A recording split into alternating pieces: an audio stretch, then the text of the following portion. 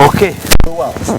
Yet another exciting Saturdays or any other days in the week program eno oba ogirabidde obula tubebaza mwenna abawayo akadde kamwe nemanga muteekako Konooweka Youth program ne mugiraba era message zammwe tuziraba wano ndabyeko gundi ni Katongole Hadija twebaza okuba nti ekintu kino kitadde ku level endala ekintu buli wogiraba oti no commentinga tubebaza mwenna wabula mbaniriza nnyo olwaleero kyemwebuuza wawe tuli ku IUIU Kaboja we tuli wano ewabakyala bokka era obwedda bwetunula bwenti naawe bukaya bokaboka okuva wali ku geeti yonna kujja eno wansi bakyala era ensonga eziri wano madamu tumulinani yagenda tubuulira abakyala bawano beyisa bati abakyala bawano bokulwakyo babagamba kwambala bukaya boka nakwebikirira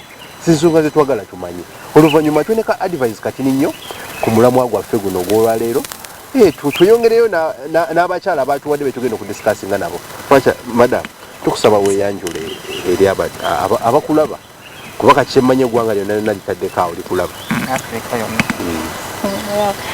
Neyanziza nnyo kumpa akakisa kano oluganda lwange si lulungi nnyo if I may use English. So my name is Rahma Nakalema. I'm a lecturer at Islamic University, Timos campus, in the Department of Mass Communication, and I'm really honored that you invited me here. Okay, kati madam, twagala kumanya abakyala bano beeyisa batya? Abakyala bano tebeeyisa mu ngeri ey'enjawulo ennyo oba eri to alien ng'abakyala bonna abali wabweru. Only that there's just this misconception being that this is the only females university in Uganda. It seems alien to most people, the fact that people know single-sex secondary schools and maybe single-sex primary schools, they're not around, but mostly secondary schools. So for university, where people are seeing and knowing that a child is above 18, that they are learning to be independent and trying out different things and basically building their mark. For them to be in a single-sex university, it sounds strange. Katwagenda kolayo bichebyo, ye bagenda bike, right? In any case, anyway, it's Islamic. That means that bagalayo bache basiramboka, nenga nabatali basiramu webali, and they enjoy the system, the environment is really conducive. Fe chetwali ekigendera kyali kyakuwa omwana omuwala a conducive environment to learn. Etamutataganya mu kusoma. Yes, etamutataganya mu kusoma kwe. And really the environment is conducive. Okay. Oyo mutegedde oyo youth ambassador wano mu Africa era yakulira program eno chairman waffe waliwo n'omukyala ali South Africa bwe nagira mbigere yali atutambuza mu kintu kino abeerako era nga naye atulaba wabawo akasobe n'atuwa advice n'atula kino nakiri akati madam omwami oyo yazze n'omulamwa guno n'atugamba nti olwaleero tutunulire ku nsonga ya innovation. Abaana bano bafuluma mu masomero bagenda abweru ebiseera ebisinga how you tame them, that is how they come out. Kibatandikirako kimba mayigiriza wano ekitini kino nti if you move out, this is what you are going to do. Some of us have got a chance to balecturers bafa abasomesanga balinga mikwano gyaffe nga yakubuulira ngayimanyi weekwate wano ndaba amaanyigo n'embitabo byo wano wookwata. Kati omulamwa gwa leero tutunulidde nnyo think equal, build smart and innovate for change. Advice kijja wandibadde owa abaana bennyini b'osomesa oba n'abalala bali ku institutions nga balaba program eno? Ekibuuzo ekyo kirungi nnyo kubanga ebimu ku concerns abaana ze batera okubeera nazo regarding particularly this single sex environment. Neffe tuli bawala tetulina balenzi how will we build all develop ourselves, because the assumption is that abalenzi bali more driven and more assertive, so when they are mixed with girls batera pushing abana bawala nate neberabira nti nabo benyini they have their own inner strength, and that is what we try to build in this environment, in this campus. We try to show them that as women they have a very, very important role to play in society, and they have unique characteristics, okay, that they are different from the next girl standing next to them. So they need to look deep down inside themselves and see their strengths and then build from that. Okay. Yeah. Okay. So this thing of equalness, yes, what a boy can do, a girl can do as well. But at the same time, girls can even do it better, given the chance, the opportunity. Okay. Yes. Onombayigiriza ebyuma ebyo. Yes, tubibayigiriza. Nabitegera kuva omukyalo oyo olwaleero omukuttekuttemu kyemmanyi wanaava wano naye agenda kuyimira mu maaso gakusomesa era ka experience kalungi nnyo era ajja kunsibisaamu kuba byayize kyemmanyi akakasizza. Weewaawo tubebaza akakusa kemutuwadde okuba nti naffe tuzeeko wano katuyinteratingeko n'abakyala bammwe era nabo tutegeere ensonga zaabwe zibakolaki yosambasatu abantu babuuzeeko nga tetunagenda ku mulamwa. Abantu baffe tuli basimu olwokuba nti batukyazizza ku University y'Omugundu, Islamic University in Uganda, female campus, olw'okwogerako n'abawala, era nga nsuubira nti tunaba tukwataganye bulungi oba nga basiimye omulimu gwaffe, tujja kwongera nga at least buli mwezi twongera okubaganya ebirowoozo n'abaana ab'obuwala, kuba tukimanyi balina obuyiiya bungi, balina ebirowoozo ebingi ebirungi ng'ate bambi, n'abalala babyagala obiwulira n'okuba omulaka nti n'abaana abasomera wano nabo ba giants, nabo balina kyebakola kyebali era kyebasobola okugasa ku ggwanga lyabwe. So ekintu ekyo tugenda kyongeramu amaanyi okulaba nga abaana baffe ab'obuwala nabo beetaba mu kukubaganya ebirowoozo ku bintu ebibakwatako, ku bintu ebitwala eggwanga lyabwe mu maaso. Tetubalekerera era ffe tukimanyi nti abaana bano ab'obuwala be bantu abayimirizaawo famire, be bantu abayimirizaawo zi institutions ez'amaanyi, ng'ate ebiseera ebisinga abantu balogera ku bulyake, kisera nnyo okuwuliramu bakyala mu ofiisi ennene nga nabo beetaba mu bulyake. So y'ensonga lwaki tulina okuzimbira wamu eggwanga, abaana ab'obuwala n'ab'obulenzi nga tutambulira mu kisinde kimu nga bwe tugambye think equal, build smart and innovate for change. Kikulu nnyo. Kakati katudde n'abaana bennyininyini abawala tova.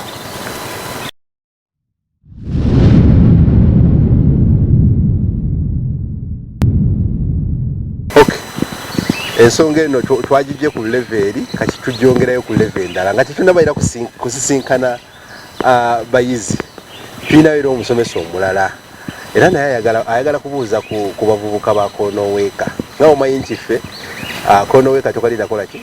Kusambataka. Kuba ensonga eno abakulu baffe batulera, kati tulina obbawa omukisa era batulerere ddala nga batuwadde omukisa okujja wano eno, era nnawo wano omusomesa omulala naye ayina ensonga ze zaagala otugamba ku mulamwa guno nga tetunaba kutuuka ku kinyusi kiri kyennyininyininyini, naye atusooka tuwulira amannya ge, wamala otuwulira kyasomesa, wamala otuwulira kyasomesa, then atuwe advice ku mulamwa gwaffe ogw'olwaleero.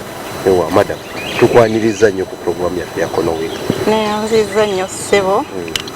Amannya gange mpitibwa Katongole Hadija era nga ndi omu ku basomesa mu ssettendekero eno ya Islamic University in Uganda, nga nsomesa bikwatagana na ku byansi, environment management. I specialize in environment management era nga nze bya butonde bya wansi.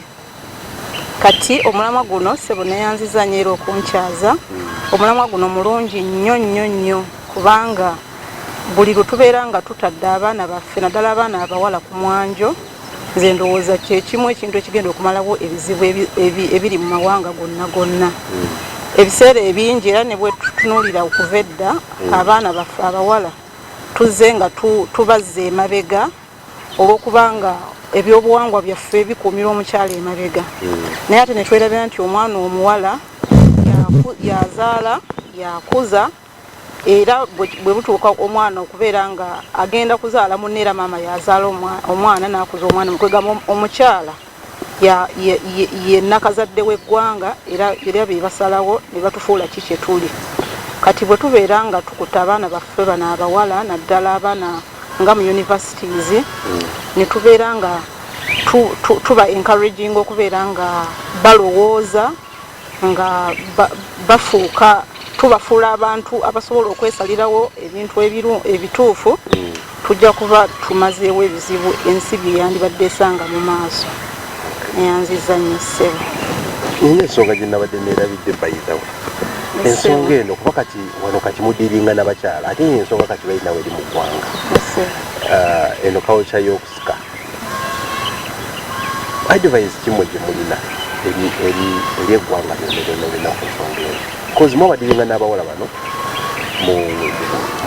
mubitegeera ennyo okutusingako ate mwaba banakyalinga nembalaga nti kirina wabwe kiti naye kati kizze nti yo gavumenti yagala kikirawo tegere ate abamu bagamba nti mukawuca yaffe kintu ekirina okukola kirina okusika kati muyinga abasomesa advice ki gye mwandiwadde nation oba abantu abaleera bakola ki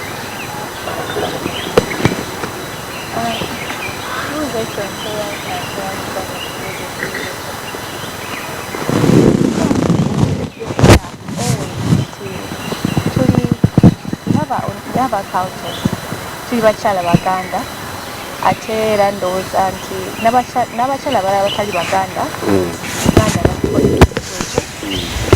ndowooza bandisose ne bagezako okwejjukiza ensonga lwaki ekintu ekyo kyaleetebwa basike bejjukize kubanga bayinza okuba nga bagamba nti nno kiruma tekirina mugaso simanyi oba kirina mugaso tekirina mugaso naye ndowooza nti tekyandibaddewo singa tekirina mugaso ate era kyekimu ku kitufuula abakyala baganda our identity as baganda and it's really very crucial in development kubanga tetusobola kubanga fena twefaanagana tekisoboka so tulina okujjukiza abaana abawala nti ekintu ekyo tebakiteekawo kubazza mabega oba kubabonyabonya kubaleetera bulumi naye kyalina ekigendererwa ate ekigendererwa kye balina otunuulira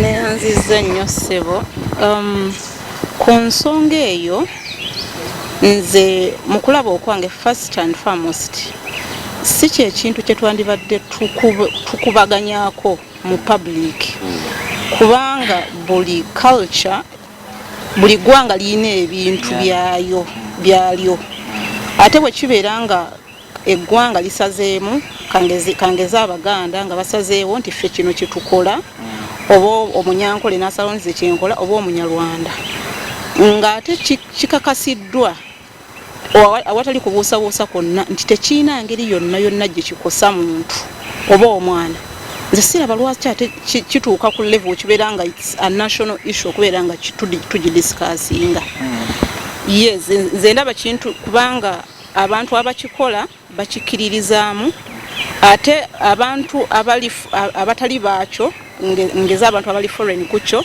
ate be bajja okukifuula kyenanigezeza sexualizing it kubanga nti omuntu akikola ngeza omuganda bw'aba yakikola akikola lwa bulungi bwakyo takisexualizinze naye ate gwe omuntu atakimanyi bw'otuuka n'okisexualizinga nze ndaba ekyo tekibeera kituufu so ffe mu Uganda ate naddala mu Africa ffenna tuli bantu abali so rich in culture ate nga omuntu yenna bw'abeera uncultured tabeera na mpisa era ekintu kye tusobola okukola kati kwe preserving cultures era nga ekimu ku byo byetugenda okukola preserving cultures kwe kukuuma nnono n'obuwangwa bwaffe essebo era ku nsonga y'emu nga madam bw'ayogedde netuwa kyakulabirako ng'ogenze mu nnimiro eyo bagadde nti ebimuli byonna nga bya yero oba bimyufu bisobola kunyumira ng'otunuza n'amaaso teganyumirwa naye Katonda alina ensonga lwaki osanga nti mu garden oba yakola ebintu nga yabikola mu nature bwe bityo nti nawe amaaso go bugenda mu nnimiro olaba ekimuli ekya yero olabamu ekya bbulu ekina ekimuli ekya bbulu ekina ekimuli ekimyufu ekina ekimuli ekya kala ez'enjawulo n'onyumirwa nga tuli mu nature okitegedde ffenna tusobola kubeera kimu kino tekisoboka nga madamu wagambye madamu Katongole nti kino ekintu tekyandize nnyo mu lukale oba mu public tukubaganye ebirowoozo kyandibadde mu consultations nti nga ministry y'ekikula ky'abantu nti ne bakola ne bafuna consultative meeting ne babuuza abaganda tulina obwakabaka ne bagenda emengo bwe butwala abaganda nti banaye kino ekintu kino kisinga nnyo kwata kuki ku bwakabaka bwa Buganda oba ku baganda ne bagenda emengo ne babuuza obwakabaka kino ekintu kino mukisemba oba temukisemba before cameras ng'eggwanga tulina ensonga nyingi ez'okubaganyako ebirowoozo ensonga nyingi zikyali awo ezimu zavunda tezogerwanga nako naye nga twesiba kantu ekyo ekintu kinabeera mugundi ne bagenda mu bwakabaka ne babuuza abaganda ekiba kikwata ku basoga ne bagenda mu bwakabaka bwe Busoga oba kyabazinga ekikwata ku bagwere ne bagenda bwaikumbaniya bwa Bugwere ne babuuza before coming to camera n'okusasula bannamawulire okuva mu gundi ez'enjawulo okuwestinga resources for what tulina institutions ezivunaanyizibwa ku byobuwangwa nti bano abagundi balina obwakabaka bwabwe bano balina obwakabaka bwabwe. I think it's better that way. Okay. Other than coming before camera netwogera ku bintu ate netwogera ku bintu nga tulinga abagala okunafuya obuwangwa oba ennono zawalala. Nze nsubira nti government yanibadde nnyo ewa ebintu ebyamakulu okubaganyako ebirowoozo. Kwanze wenkiwulira nga nze elite bandabanga nti oba government ekyalina nnyo byakukola oba byakwogera kuba tetulina bisibu birala tukyalina issue ya curriculum nga tuleeta kusika nga Bwakabaka bwa Buganda weebuli n'Emmengo bamanyiwo tulina Katikkiro waali Kabaka w'ebweru banibadde bakonsultinga ne bekikwatako before coming to tell us oba kikirizibwa oba tekikirizibwa. Kino kibaddewo emyaka n'emyaka gweyagala yazze eggulo okijjewo Abaganda bakomplaininzeko bakoze petition ne bazeeta wakadaga. Why do we waste time and resources? Okay. Ensonga yeyo mujewulirideko tukyagenda mu maaso ne program eno ali mu kulaba tewanivuddewo kuba kati tujja ne bahajati abawala bennyini batubuulire so temuva tubaaniriza nnyo Konooweka Youth program y'abavubuka program Thinktank ey'abavubuka. Wensokedde wali mbadde nkola ka introduction mukalabye bulungi nga njogerako ne madam oyo bangambye asomesa literature waneeno buli lwajja mu class ajjayo n'akagambo akapya wabula nange njagala kumanya kagambo kyako akapya kajje nabo bana abayizi be bagenda tubuulira olwaleero kagambo ki akapya kajje nako so bobera nga oli lecturer oba nga oli musomesa nga mu public abaana basobola okwogerako bulungi obeera proud eri abaana bo. Weewaawo olwaleero tuli Kaboja era nga tuli n'abavubuka abakyala abawala abamu tebannafumbirwa abala bafumbo wabula tugenda kakasa mu bo bennyini nga batubuulira ekyenjawulo kyetulina ano olwaleero banjiko olwaleero ku basajja gender balance nga mubitegeera era nga manyi Konooweka buli wesituka esitukayo n'omuntu omu omukukuutivu olwaleero twatambudde ne looya waffe wano mu ggwanga agenda kuba naye atubuulira emirimu gyagikwasaganyizaawa naye nga era mu youth think tank mwali weewaawo era mu programu y'emu tutambula n'omukukunavu youth ambassador owaffe owa bulijjo era buli wetubeerawo netubula kagamba kapya kaleese kaba kanjawulo nnyo. Buli muvubuka ali eyo mbadde nkusaba tuula butuuzi ku TV okalire wonna wooli ku social media ku simu yo wonna wooli tuula butuuzi okalire tukuleetere ekipya olwaleero kye tuyina. Amanya Semba Kya Ibrahim Professor nga bulijjo okubanga kutuusako programu eno buli lwejja ku mpewo zo nkusaba busabi tokyusa remote yo tokyusa simu yo tokyusa kyonna wabula beerako ng'okolaki ng'olaba ku YouTube subscribe like the pages mbeera ekintu kino kitambuza nga kiteeka ku level eddako. Weewaawo olwaleero tutunuulira innovation na building ourselves.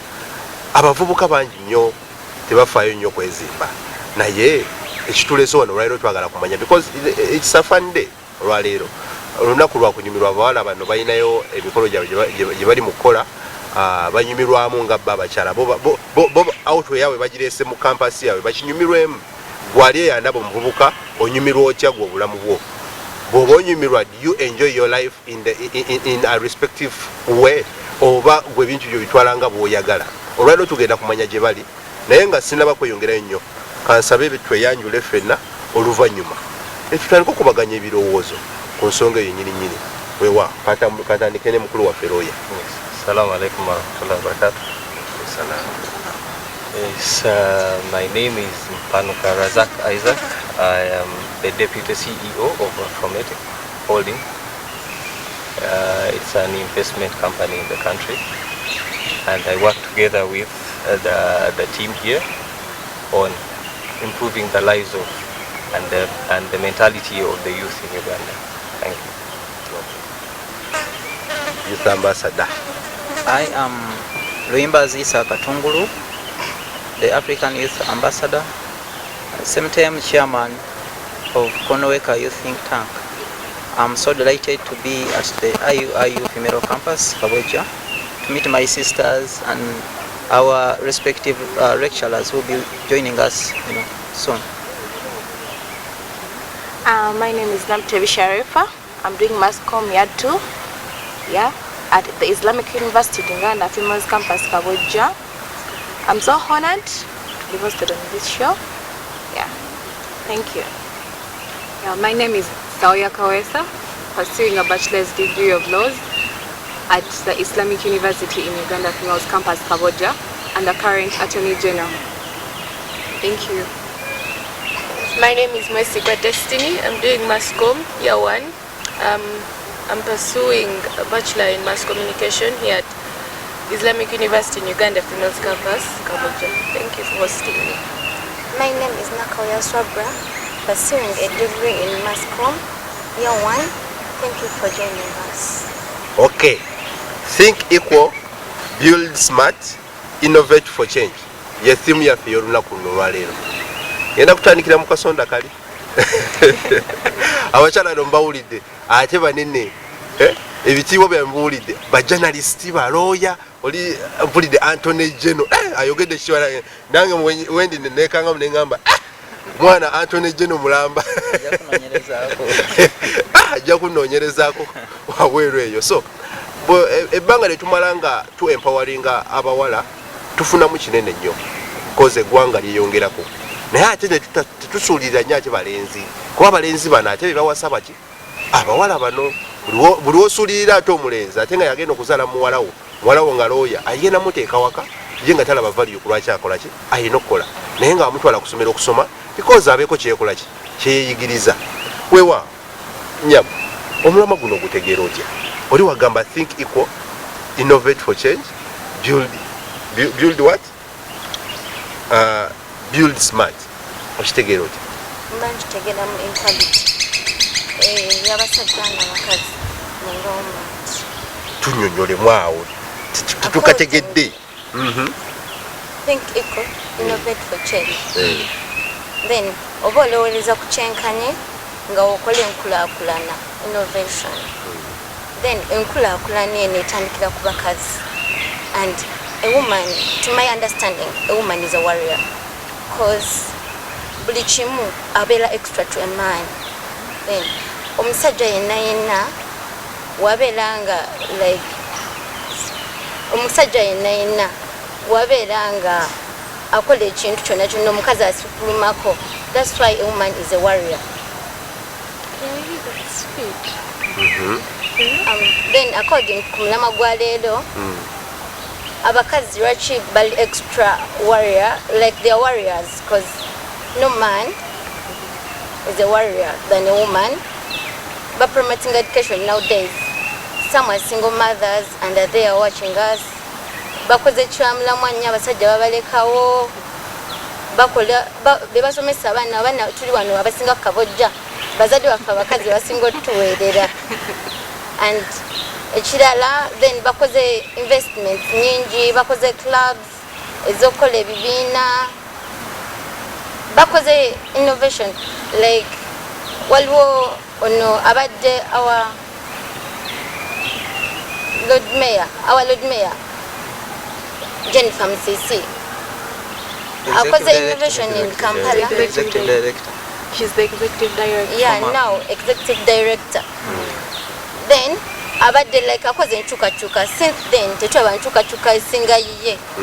Kubanga yabaddeko ngakoze nchukachuka, but still abadde mother cause alina bana bawerera mu bitongede byenjawulo. And abadde mama ngate no wakola Kampala ibadde developed until now to development here, and she's a woman.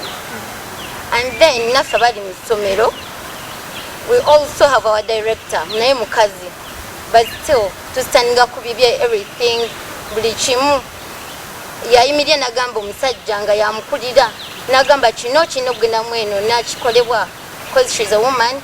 And then I strongly say a woman, she's a warrior, because still abeera mama ewaka. And then wakoma wano kusomero nakola two things. Then atulabiriranga mami, then at the same time natuguidinga and everything netubanga tusoma, and okusoma kwe kuvamu buli kimu. Then yefeba elite venture, a woman stronging nga I say she's a warrior. Neighbor adakao omuntu wagamba nti innovation for change. Thank you for this opportunity. To begin with the equality. Someone once said, educate a girl, you've educated the nation. Why? Because to me, I see when you educate a girl, she's going to bring up a lot of innovation. She's going to come up with ideas that no one can think of. A girl will come up with many ideas that the male gender cannot come up with. For example, these days, as we look on, it is the ladies who have been fashionistas, fashion designers, that have taught the male about fashion. And now there is Bryans, because there was once Sylvia Warring. Because of her, Bryans is there. And then when we look at our mothers, Halima Namakula she has come up with many things. She has WAWI, which is Women at Work International. They deal with helping the female gender to fight against fistula, against early pregnancies. They educate the girl child, and she has not only based on the female gender. She has also what they call the Hannah's Club. It is put to help both the male and female genders. They teach them how to relate with society, how to use their skills to build up the country. And because of that, I said definitely think equality. There is equality, and then there is also innovation, which is bringing up change. So this topic today is a very good topic. Thank you, sir. Okay. Lawyer, Anteno Geno. Thank you very much. According to my own understanding on the theme today, as a female youth, I take this into the perspective of youth empowerment. So youth empowerment is just like a process where youth can be equipped with certain skills, essential skills, so as they can do different kind of things, so as they can assist others or develop themselves in the nation. So this topic today is going to help us get to know different things, how the skills are going to be equipped by these youth, so as they can really participate in the future development of the nation. Thank you. Yeah, thank you. What I think about the theme is like this. You were saying share equal. Sharing what? Think equal. Think build equal. Smart, innovate for change. If we think equal, some of us have negative minds. Like if it comes to a man and a woman, something that a man has to dominate and a woman has to be at the lower side. But if we all think equal, netugamba nti omukyala alina okuva mu ffumbiro ajje yegatte mu office. It's going to help us to have people who represent us nga bakyala mu parliament. Tugenda funa abakyala nga bagasa eggwanga wabula nga tebakoma waka wokka. Kuba nga lecturers, no. Yeah, lecturers. Kati is it this? There's a president who said, "Give me women, like well-behaved women, brought up well, or then we'll have a nation that is strong, which means ensi yonna eyimirira ku mukyala from the grassroots. Omukyala anabeera nga tunakyo nti omukyala alina kuba wansi netwavaayo mu empowering muteeka mu skills zimufuula maama ali better, which means tugenda kufuna ensi embi kuba kitandikira ku maama. Yeah, that's what I think. Okay, kanzireke walo yanga sinaba kudda wa mukulembeze wa Mr. Lawyer. Omuntu wayogera ku mulamwa guno gwe muli osuubira kinga gwe lawyer kunaba. Think equal is smart, innovate for change. Yes, I think equal is for gender equality. That's how I understand it. Society has done us so wrong that it has turned the women to be the weaker sex. Therefore, they have turned defensive. That's why you see women for this, women for the other, which I think it should not be. The women have their part to play in society, which is very cardinal. Like most of us are Muslims, you know, the Prophet ﷺ said 70% of a child is the mothers. Yes. So most of us are brought up by our mothers. Like if I check my culture, mostly is related to my mother's, not my father's side. Yet I know I belong to my father's side mostly.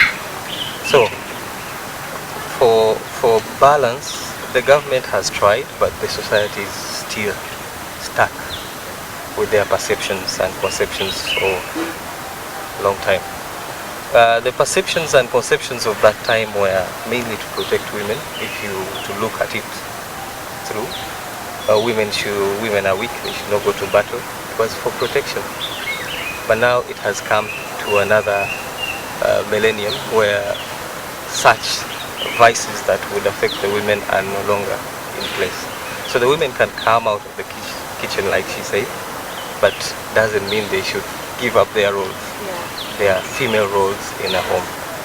And then they should be supported because they need this, the family needs them to help the children grow up well. They raise both female and male, so they play a very cardinal role in that.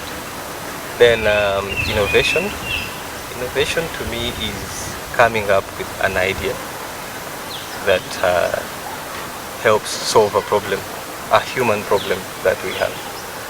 And it must be a new idea, it could be built from the old one, but it comes to a new idea altogether on how to solve problems.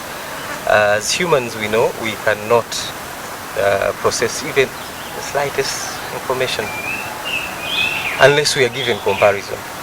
So the solution is mainly in exposing the society, mainly the youth, through education, through interaction. They will have a lot of places to compare with, then their minds will be broader and they will help the society. Okay. Kanzireko wa Youth Ambassador. Youth Ambassador.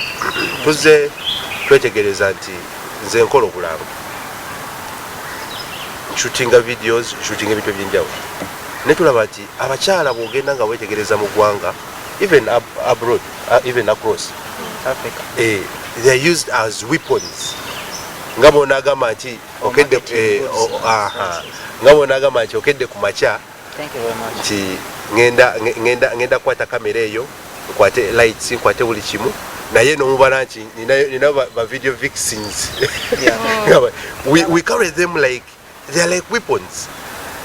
Kiki kyewandibadde nsaba otuwe ku advice ku nsonga eyo ddala are they supposed to be weapons or they are supposed to be something different to us? Thank you very much. You know, when the colonialists left us, they left us via the doors and they came back through the windows. You see? So we are in the neo-colonialism. Women, if empowered, they cannot be that. They can't be that. Who will accept his or her daughter to go for, to be a video vixen, to show part of her body because of money? Someone who's empowered cannot do that. But because family and women are under attack, some people are very busy planning for us as we are busy sleeping. We are sleeping, but some people are busy planning for us. They want to see how they kill the culture, the African culture. They want to see how they undermine the most respected woman. Because if you spoil a woman to that level of becoming a video vixen, of being a tool for promotion of goods and other services. Someone wants to sell his cars, he has to bring a naked woman on the top of a magazine so that people can be attracted to come and buy that particular car and other products. I mean, this is undermining a woman, and it's done by some people. It's not in us. You cannot find it in the African values. You cannot find it in the Islamic values. You cannot find it in the Christian values. It's nowhere. It's something which is just brought to undermine our society, because they are aware that if you attack a woman, you've attacked the whole family, whole nation. Like sister said, that a nation cannot go higher than its woman. And Prophet said, in terms of equality, that knowledge, seeking for knowledge, is mandatory to the female and the male. They didn't say only to males.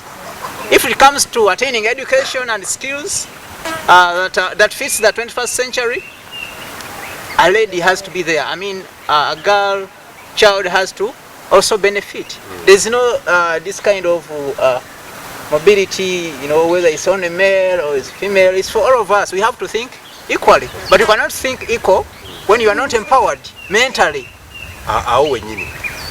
Mr. Ambassador, bakaba bagamba tugende ku mukalango then tukomewo. Atugende ku mukalango oluvanyuma tudde.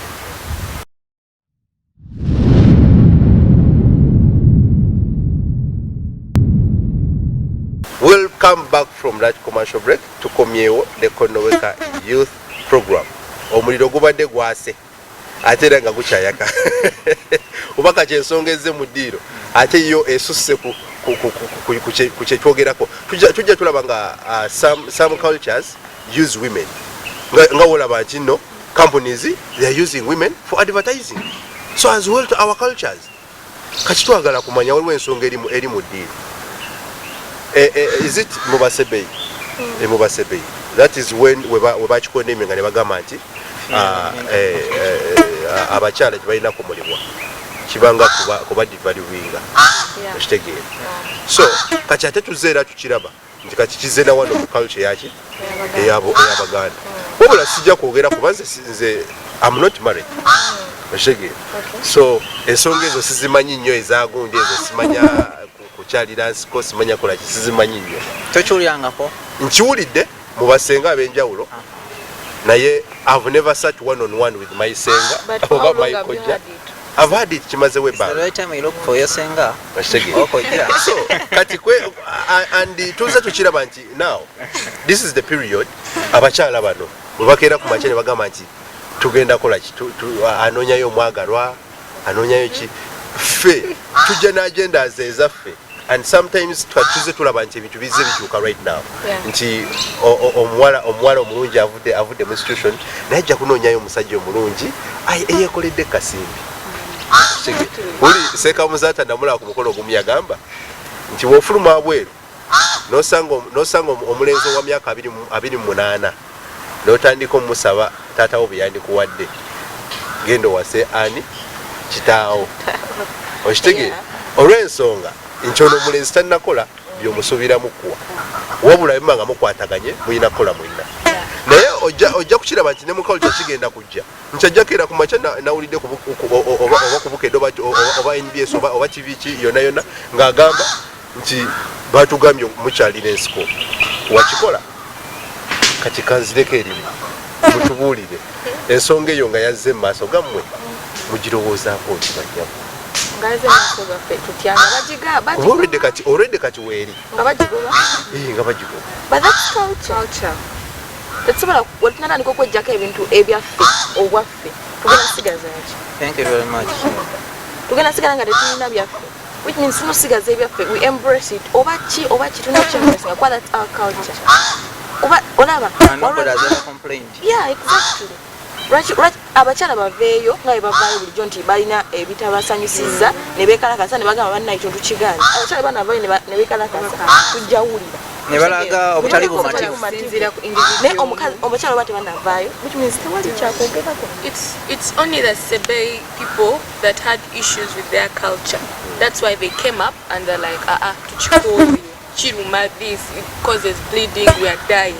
But then from Uganda, sirabangayo agamba nti tetuchagala oba tetucheta. Because some people even they put in money for that, which means bachagala, they want their culture. No one is complaining. Okay. So Nekirala kye tulina okumanya. Ensonga Nekirala kye nawe tulina kati okumanya. ndi mu kuyiga. Nekirala kye tulina okumanya nti ebintu ebimu bireetebwa abantu abalala oba abalabe baffe. Abalabe abatayagala buwangwa bwaffe n'ennono. Kitegedde. So bo baagala tujjamu buli kimu. Kuga tube nga mu mutwe muno temukyalimu kyaffe. You know culture, the simple definition for culture is what makes us us and what makes them them. If we lose what makes us us, what shall we have? Nothing. Katulina osigaza ebintu ebyobuwangwa oba ebyennono kasayiwa nga tebikosa. Tebitusokosa mu buntu, tebitukosa madiini gaffe ge tukiririzaamu, tulina okugenda nabyo mu maaso. Okukiwulira. So tulina okugezaako okukuma ebyaffe nga byaffe. Ebyabwe babyekolere. Simple. Tubyagala. Twagala abakyala nga basika. We have no problem with that. And nobody has ever complained. Have you ever complained? So I've never tested it. Have you ever complained? There are a few questions to raise on this issue. Yes. One, is it legally void under our laws? Another is, if I would ask Kaskatu, if Semakula married Namakula, what would happen? Nothing. Scientifically, nothing. Why do we have court rulings against that? Because it is culture. Yes. So we have to support cultures as long as they are legally not void. Yes. Simple as that. We don't need to go against them. Aja Subaya? Swab. Aja swab. We never face a child in Toto. Ebintu bino wabituuse.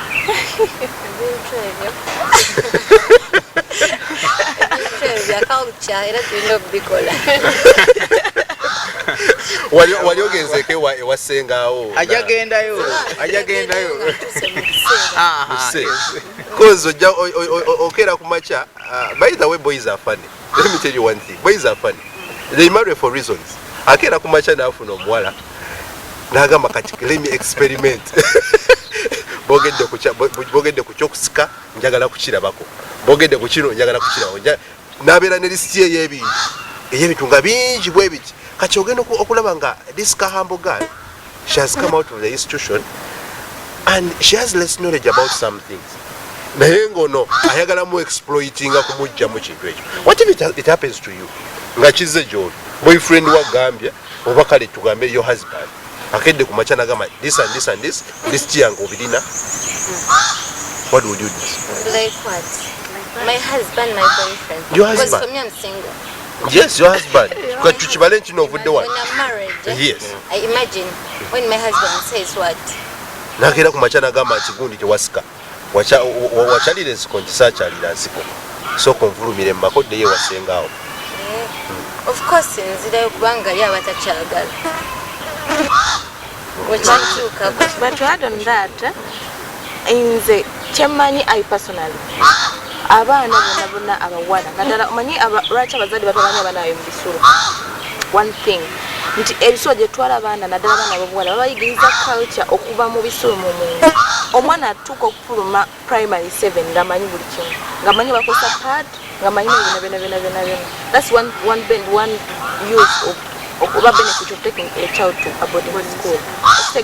So kati omwana nga tanafumbirwa omuwala nga ogenda fumbirwa one thing kyebakolera okutuza nesenga which means ogenda mu bufumbo nga you have everything self-contained unless nga toyagala aye nekirala banaye obufumbo okuba kutegeeragana waliwo omusajja nga ajja kwagala oba oli otya nga gwakwagala oba akola ki wakola ki nga ye is ready to be with you ngajja kumiikiriza obeera musajja ki nga tosobola kunyumiikiriza bagamba azala ombi akola ki amwongera ya mukazi wojja mwetereereza innovate for change kize kati minisita atugambye nti we are now innovating for change tulaba nti ensonga eyo mba doctors bagamba tetugasa babaddewo emyaka gyonna doctors from us. By the way, they have to first ask me. Yes. This issue is to me. Yes, to us. Yeah. Not By nasoka buza basajja bakwa research mbasajja then maliko bati. She will make consultation. abasajja ano bafumbo kino ekibuzo kakitwale gye muli obufumbo bulimu innovation for change. Obufumbo. Yes. Does it apply? Yeah, it applies. Where does it apply? It depends on which innovations you are meaning. Omukyala agenda kulabayo akantu akalungi naye afune idea enjawulo. Of course obuyiiya tebuli mu business tebuli mu nkulaakulana ya ggwanga lyokka. Obuyiiya butandikira bubeera mu bintu by'enjawulo. Nebeera nti mu bufumbo mukisa nebeera mu bufumbo tolina beera ku kintu kimu from day one up to until you die. Olina okuleetawo obuntu obukola ki obulinyuwinga omukwano ne guddawo ne mutambula nomanya nti amujja tambulirako ebba kiseera si kubeera awo ng'oli mu bintu byedda. No, you have to innovate, you have to be creative. Obufumbo obukunyumira even if it's just friendship nti olina mukwano gwo omugulirayo nayo akalabo nomanya nti amazaali it's innovation. And being creative onakuma otya omukwano ogwo nga omuno temukyaliragana temwewayo bulabo. Life is like that. There's a funny saying that when you find two people living together and they agree on everything all the time, then one of them is a fool. Yeah. There must be conflict somewhere, and conflict is resolved by innovation. And improvement. So that happens in marriage also. It is munange muzza ntya yanyiize kino ne guba mukwano nti gwazeemuko obuzibu buzaawo ntya. Those are all innovations. It's a ladies day out. Olunaku lwammwe olwaleero kaakati banyavu mulimu wana abafumbo mwena muli bawungu. How do you party outside the institution? How we enjoy our lives? Yes. Well, you have friends. A friend can call you and be like, Destiny, today there is a movie. Now there is Bad Boys for Life. You go to the cinema. Now, me, I'm a Christian. I'm a pastor's child. So definitely, my friends know that since she's a pastor's child, the things she can do, and the things she cannot do. So definitely, when they're inviting you, they're like, but for us, we are going to this, you won't. They know because they're your friends. You can't be there because you're single. You'll be in your room every time. From your room, lecture room, from lecture room to your bed. And not necessarily having friends, because you might have the friends, but they may not be those kinds of people who party around there, who go in for parties. But if I, Konooweka, I've heard of a new place, like let me say Golden Tulip, Kingdom, Kampala, so my friends would not be those, they might not be those kinds of people, abagalo kugenda out. I'll definitely go get a pass out. I go to that place, have lunch, hey, and I come back. It doesn't really mean that you have to have to be that going out. It's your life. If you want to have fun, you have to love yourself. Like in a way. By the way, like Whitney Houston said, the late Whitney Houston, the greatest love is you loving yourself. Not someone coming and showing you the love. And by the way, always on Thursday. And by the way, as you can also go and party.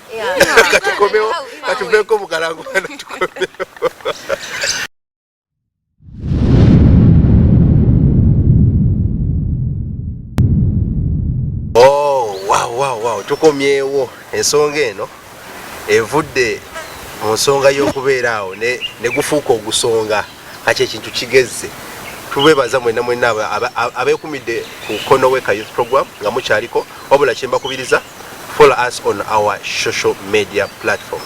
YouTube, go and subscribe. Mutulabe ennaku zino emawulire batuwandiikako, so tuli banene tetuli batini, so kintu kino kigezze kivudde mbadde nga mukisuubira wali kati kyagejja tulina ne katwagenze Kenya tugenda kuvaayo lwaliro tuli wano enkyo jja kukakana nga tugenze Egypt, so kati ekintu kigenda kikola kigenda kigejja kati gwali eyo nga tulina bakutweyunga ku bwe buno obudde kwata bukwasi simu yo edge otekeko data wa 10 genda ku gundi otekeko Konooweka Youth Thinktank oba Konooweka Youth program ejja kujja era profile ojja biraba buli kimu kyobalinga tuze tukola liking a page yaffe ku Instagram following ku YouTube subscribe ne ku Twitter follow us oshege zona social media kwe tuli twagala mbeere ng'ensonga eno ffenna tujjenyigiramu era ensonga zammwe za mugaso nnyo gye tuli era ne wabaawo nga waliwo akasobye musobola otuwabula tugamba nti eno ensonga ekoze eki esobye wabula tuli mu segment ya winding up kansooke nzireko eri abakyala bano then ngenda kuddako eno saidi yange abakyala omulamwa gwaffe muguwulidde bulungi era muze mutuwa ku nsonga zammwe think equal build smart innovate for change. Nze bwe nali nva ku campus walingawo innovation competition ne nabala nti this is an opportunity for me okufunamu startup capital kyenakola ne ngenda ne I innovated something nga nkola paper bags kuva mu byayi ebyo nebisigadde banana fibers and nempangula sente zange eyo kamera gyemulaba shege nali sobola kwata mukadde butaano college njire ne kamera eyo gyolaba esasula office yange wenkolera ensasula okutambula buli kimu yendiisa shege just one thing like that nali nafuluma nga nkimanyi I was exposed because nze nali ku TV I was on TV even when nali nakafuluma high school went shege naye saatulaawo nengamba nti ngenda kunoonya mulimu ku TV wabula I came up with something nengamba I might start up something for myself shege so here we come today mugenda kufulumana unali ku second year abalamu ni ku first year what is your plan after ngomufuluma esomero wetwagala tutandikira wali somo tubuulire because it's all about innovation for change. Campus. You know, I already have plans because I'm working with my mom. Yeah, I do beddings with self also, but also we can give rituals at Kasim Plaza. And then I have also plans to go and I work in New Vision, and I have a small business in my room. I sell noodles and everything. Anything you can order also anything you want from outside and again I bring for you. Then I get some little money right now and I save. After maybe campus, I can still get a job or like introduce my own job. Still in beddings because I know it better. Okay. Thank you. For me, I'm also already in plans. Well, the first one is I'm working with Huawei. That's Halima Namakula's organization, and under her it's where we have Hannah's Club, where I am like the assistant CEO of Hannah's Club. And then also I sell jewelry, the ladies stuff, and with the little money I've started getting, I'm making.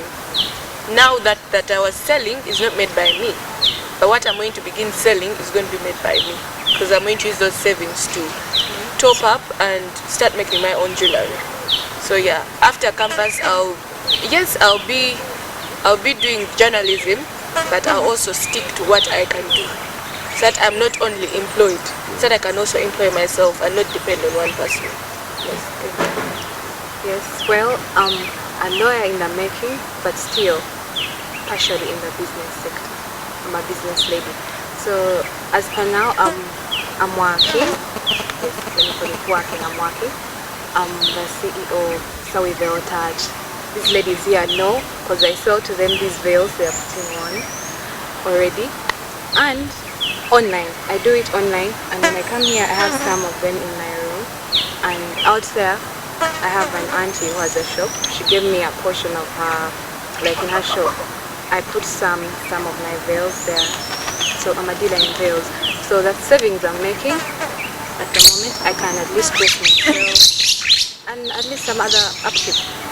So inshallah, after campus, because it's not automatic or promise that I'm going to get a job right after campus. Of course, I would like to make my own shop, to own my own shop, not renting on my own things.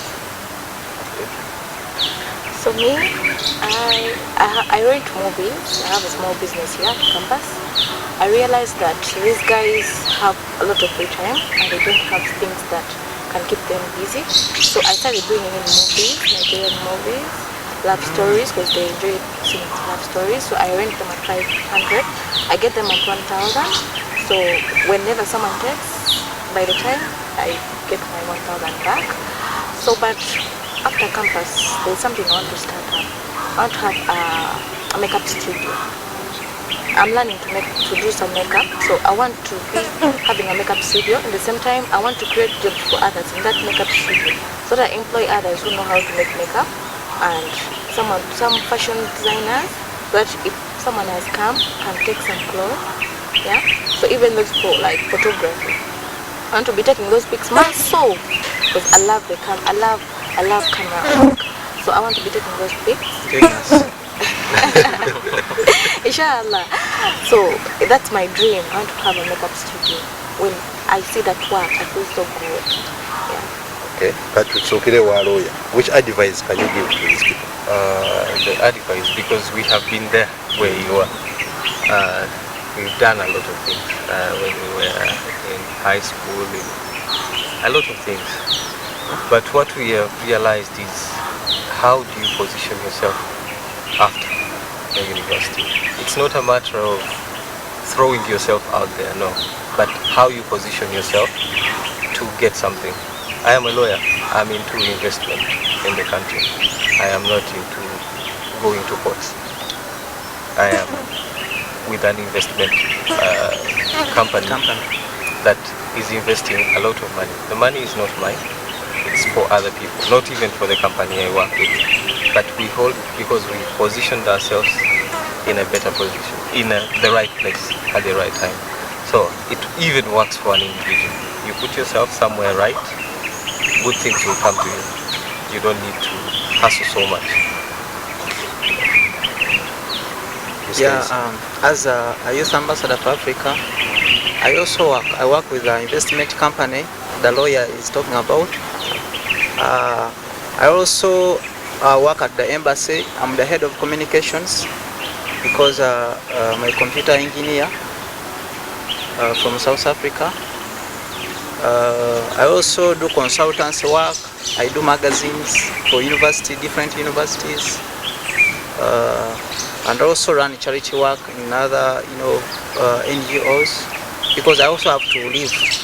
Regardless of the youth ambassador titles, I also have a life to live. You see, when I'm not a political ambassador, I'm a role ambassador.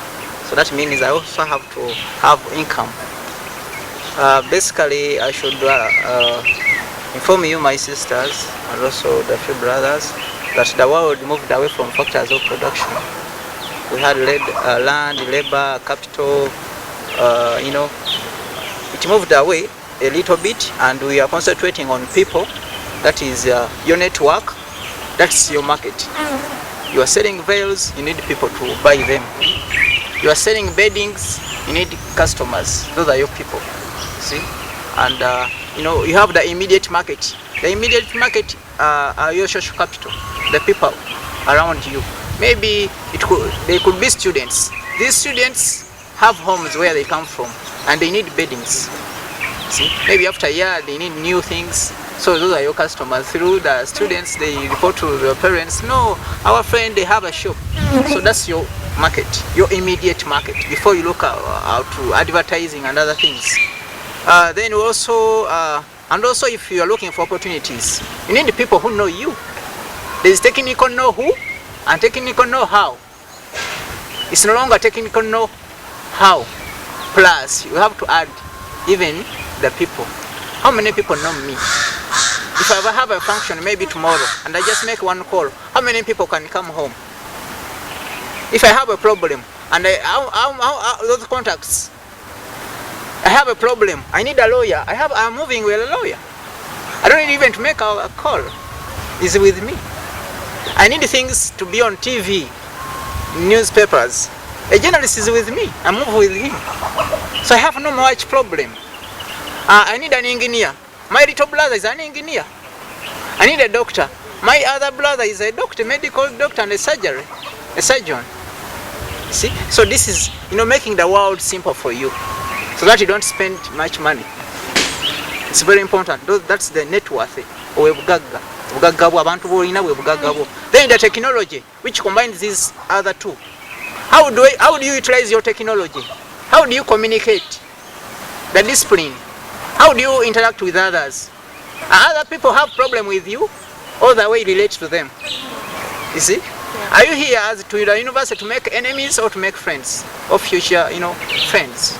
You are all busy selling different things. So if you are selling, if you need people, because you cannot live in isolation. So you're not here to make enemies with lecturers or with your fellow students. You need to make friendship. Time is very important. How you utilize your time is very important. Ensures your success, whatever you do. Sijja kulandaganyo banga manche obudde butuweddeko wadde twandyagadde tweyongereyo wabula nyongera okwebaza madamu yatuwadde omukisa guno okujjako wano n'okwongera okwebaza IUIU Kaboja Uganda campus okuba nti twaniriza mu kifo kino era netuwa n'olukusa netwogerako n'abakyala bano weewaawo tusaba tufundikire wano program tusinkane olundi. Assalamu alaikum.